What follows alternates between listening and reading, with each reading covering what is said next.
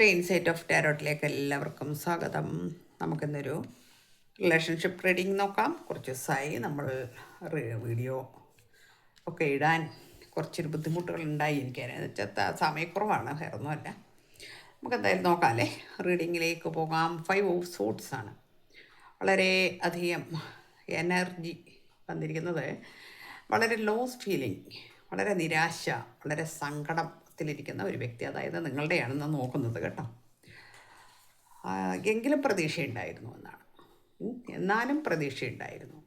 എന്തൊക്കെ വിഷമങ്ങൾ ഇവിടെ ഉണ്ടെങ്കിലും അതിലൊരു പ്രതീക്ഷ വെച്ചിരുന്നു എന്നാണ് കാണിക്കുന്നത്. പ്രതീക്ഷയോടുകൂടി കാത്തിരുന്നു എന്നാണ്. ഇവിടെ നൈറ്റ് ഓഫ് കപ്സ് ഉണ്ട്. പിന്നെ കഴിഞ്ഞുപോയ ഇന്നലകളെക്കുറിച്ചുള്ള ചിന്തകൾ, അതൊരു പിന്നെ നല്ല നല്ല ചിന്തകളായിരുന്നു. എല്ലാം നല്ല നല്ല ബ്യൂട്ടിഫുള്ളായിട്ടുള്ള ഓർമ്മകളും ചിന്തകളുമായിരുന്നു. അതുകൊണ്ട് തന്നെ എന്തെല്ലാം പ്രശ്നങ്ങൾ ഉണ്ടായി. കാരണം ഇത് പെട്ടെന്നൊരു ദിവസം ഇങ്ങനെ നിങ്ങളിൽ നിന്ന് അകന്നു പോവുകയാണ് ചെയ്തിരിക്കുന്നത്. എങ്കിലും നിങ്ങളിവിടെ പ്രതീക്ഷിച്ചിരുന്നു. അപ്പം നിങ്ങളിങ്ങനെ കാത്തിരുന്നു എന്ന് കാണിക്കുന്നുണ്ട്. ഒരുപാട് നിങ്ങൾ കാത്തിരുന്നു. ഈ വ്യക്തി വരും വരും വരും, ഇന്നല്ലെങ്കിൽ നാളെ അതെന്നിലേക്ക് വരും എന്നുള്ള ഒരു പ്രതീക്ഷയുമായി നിങ്ങൾ വെയിറ്റ് ചെയ്തിരുന്നു എന്ന് കാണിക്കുന്നുണ്ട്. ക്യൂൻ ഓഫ് കപ്സ്, വളരെ മിസ്സിങ് എനർജി ഫീൽ ചെയ്തിരുന്നു. എനിക്ക് ഈ വ്യക്തി ഇല്ലാതെ ജീവിക്കാൻ കഴിയില്ല. നിങ്ങൾ അതിനു വേണ്ടി ഒരുപാട് മാനിഫെസ്റ്റ് ചെയ്തിരിക്കുന്നു, മെഡിറ്റേഷൻ ചെയ്തിരിക്കുന്നു. നിങ്ങൾ വളരെയധികം സൈലൻ്റായിട്ട് കുറച്ച് ഇന്നർ വർക്ക് ചെയ്തിരിക്കുന്നു എന്നാണ്. ആ ഇന്നർ വർക്കൊക്കെ ചെയ്തിട്ട് നിങ്ങൾ വെയിറ്റ് ചെയ്ത് കാത്തിരുന്നു എന്നും കൂടി കാണിക്കുന്നുണ്ട് കേട്ടോ. കിങ് ഓഫ് വാൻസ് വന്നിട്ടുണ്ട്. അപ്പോൾ വളരെയധികം അപ്പോൾ കഴിഞ്ഞ മൊമെൻറ്റ്സ് ഒക്കെ ഓർത്തെടുത്ത് അതിൽ താലോലിച്ച് അങ്ങനെ കുറച്ച് കാലം ജീവിച്ചു എന്ന് തന്നെയാണ് ഇവിടെ കാണിക്കുന്നത്. ഇപ്പോൾ കാത്തിരിപ്പിന് നമുക്ക് എന്തെങ്കിലുമൊക്കെ ഒരു അവസാനം ഉണ്ടാവുമല്ലേ. യെസ്, അപ്പോൾ നിങ്ങൾക്ക് മനസ്സിലായി എന്താണ് ലാസ്റ്റ് നിങ്ങളത് തിരിച്ചറിഞ്ഞു എന്നുള്ളതാണ്. അവിടെ ഒരു അഗ്നിയാണ് വന്നിരിക്കുന്നത്. എന്താണ് ആ അഗ്നി വരാൻ കാരണം? നിങ്ങളിവിടെ ചില കാര്യങ്ങൾ തിരിച്ചറിഞ്ഞിരിക്കുന്നു. 7 ഓഫ് കപ്സ് ആണ് വന്നിരിക്കുന്നത്. എന്താണ് 7 ഓഫ് കപ്സ്? ഓപ്ഷൻ. ഒരുപാട് ഓപ്ഷൻ ഉള്ള, കുറച്ച് ഫ്ലട്ടി ആയിട്ടുള്ള ഒരു എനർജി ഉള്ള വ്യക്തിയുമായിട്ടായിരുന്നു നിങ്ങളുടെ റിലേഷൻഷിപ്പ് എന്നാണ് ഇവിടെ കാണിക്കുന്നത്. അപ്പോൾ ഇത്തരം ഒരു ഓപ്ഷനുള്ള ഒരാളുടെ കൂടെ നമ്മൾ ലൈഫ് ഒരിക്കലും സേഫ് അല്ല എന്ന് നമ്മൾ മനസ്സിലാക്കണം. അതിൻ്റെ കൂടെ ഫ്ലട്ടി എന്ന് പറയുമ്പോൾ തന്നെ അറിയാമല്ലോ അല്ലേ. അപ്പോൾ ഈ ഒരു 2 കാർഡ് ആയിരുന്നു ആ വ്യക്തിയുടെ എനർജി എന്നാണ് കാണിക്കുന്നത്. അതുകൊണ്ട് നിങ്ങൾക്കിവിടെ വളരെയധികം ലോസ് ഫീൽ ചെയ്തിരിക്കുന്നു. ലോസ് എന്ന് പറഞ്ഞാൽ സാമ്പത്തിക നഷ്ടം വരെ ഉണ്ടായിരിക്കുന്നു എന്നാണ്. വളരെയധികം പതറ്റിക്കായിട്ടുള്ള ഒരു കണ്ടീഷൻ, സാമ്പത്തിക നഷ്ടം. അതോടൊപ്പം തന്നെ മാനഹാനി എന്ന് പറയുമ്പോൾ നമ്മളെ എല്ലാം നഷ്ടപ്പെടുത്തി കൊണ്ടുപോയി എന്ന് പറയുമ്പോൾ അത് കള്ളന്മാർ ഈ കൊണ്ടുപോകുന്ന മാതിരിയാണ്. എല്ലാം നമ്മൾ അറിഞ്ഞുകൊണ്ട് കൊടുക്കുന്നതും നമ്മൾ വഞ്ചിക്കുന്നതും ഒക്കെ ആയിട്ട് ഒരുപാട് വ്യത്യാസങ്ങളുണ്ട്. അപ്പോൾ അത് നിങ്ങൾക്ക് ഫീൽ ചെയ്യുന്നു, അല്ലെങ്കിൽ ഫീൽ ചെയ്തു. നിങ്ങൾ വളരെയധികം വേദനിച്ചു. ഇവിടെ തീരുമാനങ്ങൾ എടുക്കാൻ നിങ്ങൾ വളരെയധികം വിഷമിച്ചിരിക്കുന്നു എന്നാണ്.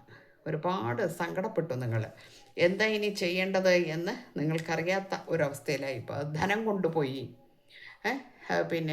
നമ്മളുടെ ഒരു അഭിമാനം എന്ന് പറയുന്നത് നമ്മൾ കെയർ ചെയ്യുകയും നമ്മളെ ഒരു സ്റ്റേബിളായിട്ടുള്ള ഒരു ബന്ധം നമുക്ക് കിട്ടുമ്പോഴും ഒക്കെ ആണ് നമുക്കതൊരു നല്ല ബന്ധമായിട്ട് പറയാൻ പറ്റുള്ളൂ.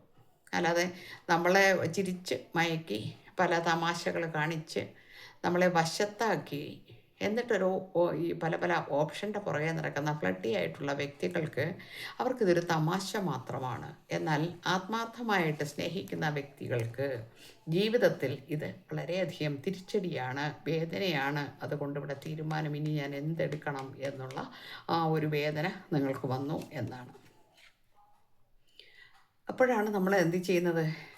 പല സന്ദർഭങ്ങളിലും ഇത്തരം അനുഭവങ്ങളാണ് നമ്മളെ ഈശ്വരനിലേക്ക് കൂടുതൽ അടുപ്പിക്കുന്നത് എന്നാണ്.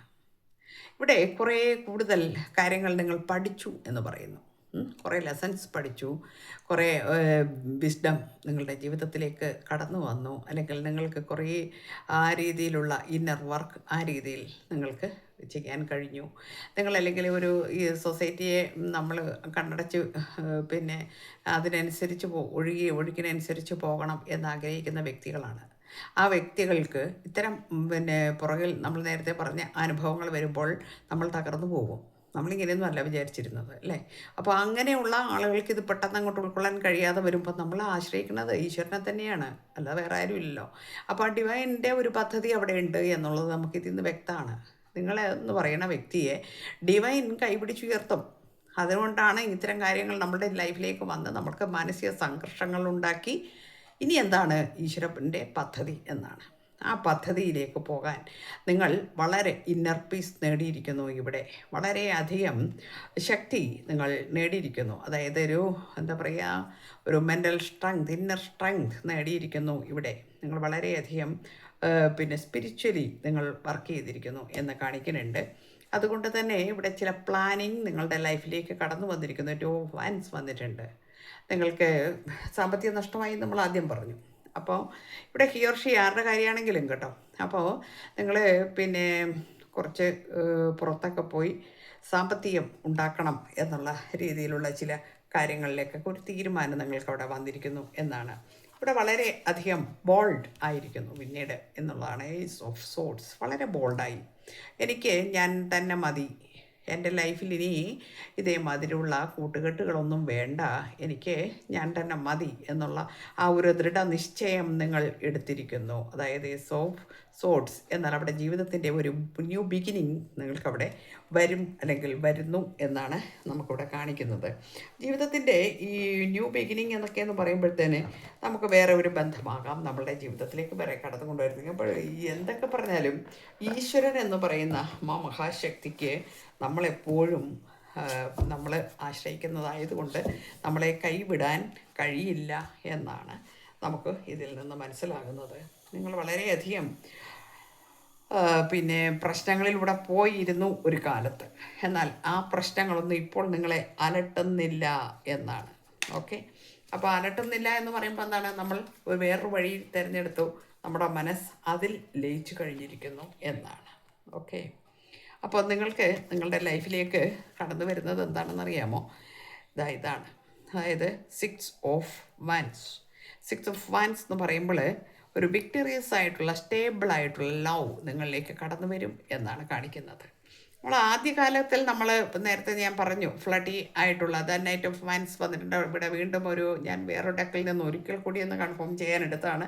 അതിലും അതേ കാർഡാണ് വന്നിരിക്കുന്നത്. ഓപ്പൺ മൈൻഡഡ് ആയിട്ട് ഫ്ലഡി ആയിട്ട് നടന്നിരുന്ന ചില ആളുകൾ അവിടെ നിങ്ങൾ പിണങ്ങേണ്ടി വന്നു, അല്ലെങ്കിൽ പിന്നീട് നിങ്ങൾക്ക് പ്രശ്നങ്ങൾ വന്നു എന്നൊക്കെ കാണിക്കുന്നുണ്ട്. എങ്കിലും ഇവിടെ വന്നിരിക്കുന്ന കാർഡെന്ന് പറയുമ്പോൾ 6 of Wands ആണ്. വിക്ടറിയസ് ആൻഡ് സ്റ്റേബിൾ ലവ് എന്നാണ് കാണിക്കുന്നത്.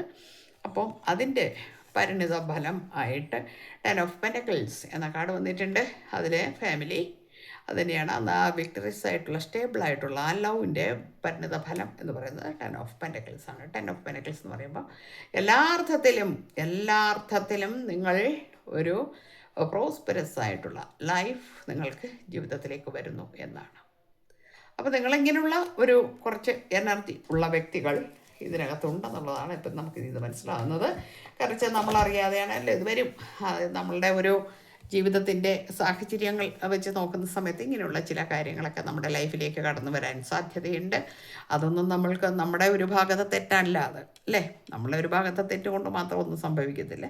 അപ്പോൾ ഇങ്ങനെയൊക്കെയുള്ള ചില വിഷയങ്ങൾ വന്നു, അതിൽ നിന്ന് നിങ്ങൾക്ക് ബോൾഡാകാൻ കഴിഞ്ഞു എന്നുള്ളതാണ്. അതിൽ നിന്ന് ബോൾഡായി നിങ്ങൾ നല്ലൊരു തീരുമാനമെടുത്തു, ഈശ്വരനിലേക്ക് വന്നു, വീണ്ടും തെറ്റുകളിലേക്ക് പോയി നശിച്ചു പോകാതെ ഈശ്വരനിലേക്ക് തന്നെ കടന്ന് ചെന്ന് അവിടുന്ന് ചില തീരുമാനങ്ങൾ നിങ്ങൾക്ക് തിരിച്ചറിയാൻ കഴിഞ്ഞ് ജീവിതത്തിൻ്റെ മറ്റൊരു ഏടിലേക്ക് നിങ്ങൾ പോയിരിക്കുന്നു. അത് വിദേശത്താണ് പോയിരിക്കുന്നതെന്നാണ്.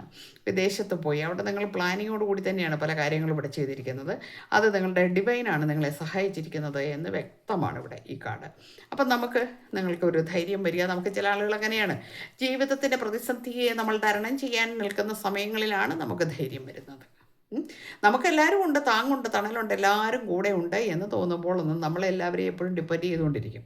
എന്നാൽ ഇപ്പോൾ ഇവിടെ എനിക്കാരുമില്ല, ഞാൻ ഒറ്റയ്ക്കാണ്, എനിക്ക് ഈശ്വരൻ മാത്രമേ കൂട്ടുള്ളൂ, അപ്പോൾ ഞാൻ എൻ്റെ കാര്യങ്ങൾ കൃത്യമായി ചെയ്യണം എന്ന ആ ഉൾബോധം നിങ്ങൾക്കിവിടെ വന്നു കഴിഞ്ഞിരിക്കുന്നു. ഇവിടെ അതിൻ്റെ ഫലമായിട്ടാണ് നല്ലൊരു സ്നേഹബന്ധം അല്ലെങ്കിൽ ജീവിതത്തിൻ്റെ സാഹചര്യം തന്നെ മാറി എന്നുള്ളതാണ്. എല്ലാം നഷ്ടപ്പെട്ടു പോയിടത്തു നിന്ന് ഇവിടെ നമുക്ക് കാർഡ് കിട്ടിയിരുന്നു 5 ഓഫ് പെന്റക്കിൾസ്. എല്ലാം നഷ്ടപ്പെട്ടു പോയിടത്തു നിന്ന് നിങ്ങൾ തിരിച്ചു പിടിച്ചിരിക്കുന്നു സർവ്വതും, അല്ലെങ്കിൽ നിങ്ങൾ തിരിച്ചു പിടിക്കാൻ പോകുന്നു എന്നാണ്. അപ്പോൾ നിങ്ങളുടെ ഇന്നത്തെ എനർജി ഭയങ്കരമായിട്ടുള്ള ഒരു എന്താ പറയുക, ഡയനാമിക്കാണ്. ഇത്രയൊക്കെ അനുഭവിച്ച് അതിൽ നിന്നെല്ലാം പാഠങ്ങൾ ഉൾക്കൊണ്ട് ഇത്രയും നല്ലൊരു ലൈഫിലേക്ക് പോകാൻ കഴിഞ്ഞത് ഈശ്വരൻ്റെ അനുഗ്രഹം കൊണ്ട് തന്നെയാണ്. ആ ഡിവൈൻ പദ്ധതിയിൽ ഭാഗമാകൂ എന്ന് പറയുന്നത് ചുമ്മാതെയല്ല.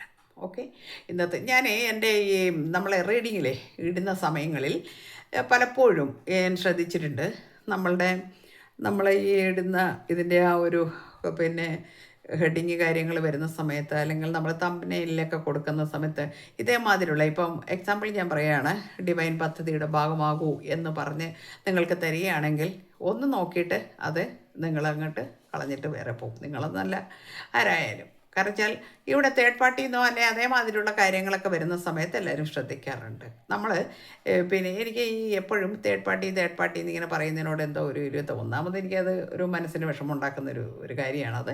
അപ്പോൾ അതുകൊണ്ടാണ് ഞാൻ നല്ല രീതിയിലുള്ള ഇത് ഇടണം എന്ന് വിചാരിക്കുന്നതും ആ രീതിയിൽ പറയുന്നത്. പക്ഷേ കണ്ടൻറ്റിൽ ഇതൊക്കെ വരും, നമ്മളറിയാതെ തന്നെ വരും, അല്ലെങ്കിൽ കാർഡ് എടുക്കുമ്പോൾ നമുക്കത് വന്നു പോകും.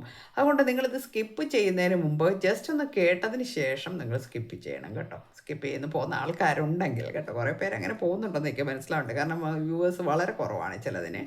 ഇങ്ങനെയൊക്കെയുള്ള വീഡിയോസ് ഞാൻ ഇടുന്ന സമയത്ത് എനിക്കത് മനസ്സിലായതുകൊണ്ട് ഞാൻ നിങ്ങളെ ഒന്ന് ഓർമ്മിപ്പിക്കുന്നു എന്ന് മാത്രമേ ഉള്ളൂ. അപ്പം നമുക്ക് ഇതാണ് ഇന്നത്തെ എനർജി കിട്ടിയിരിക്കുന്നത്. എല്ലാവർക്കും നല്ലത് വരട്ടെ. Thank you universe.